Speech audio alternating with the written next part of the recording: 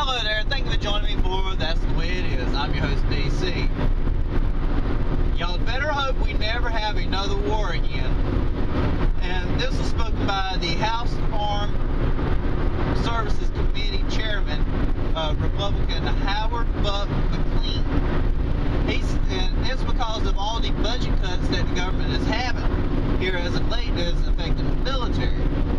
So, and I hate to tell this gentleman, and I'm going to try to be as respectable as I can, is we are in a war. We've been in a war for several years now, and, we still have troops abroad, not only we got them all overseas. So, yeah, we've been in a war for a while now.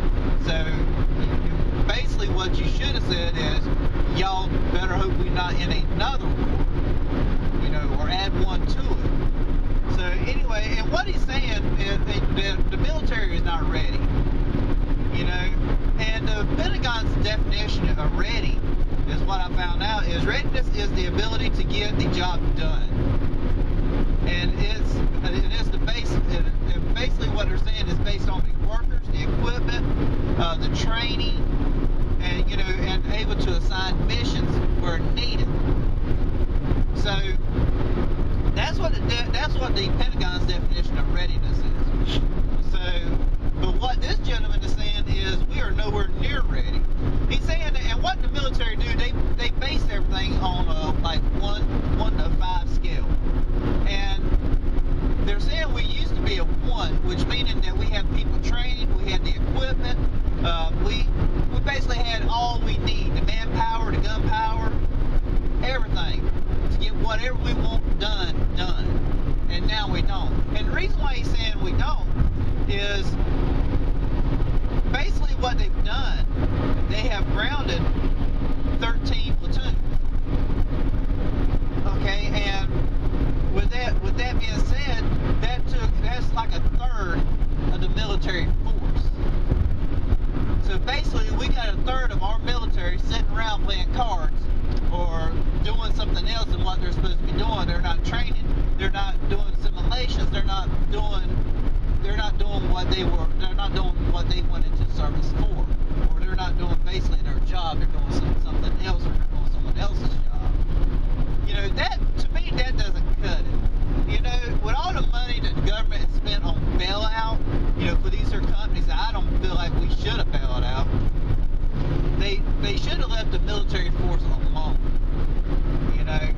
So I don't know what, I don't know what's going on. I mean, it would appear that the government would want, someone to come over and take over, what it would appear, because what nation, I mean, in history, what country took away from their military force? I don't know of any. I mean, even Rome, even though, they're known for their military force, they was also known for their intelligence. And their intelligence was told them, you got to back your military. So where's our intelligence at? I mean, where's the people who are supposedly went to school and learned all this junk that's supposed to be so much better than we are, that's trying to make our lives better? I don't see it, and I haven't seen that for a very long time.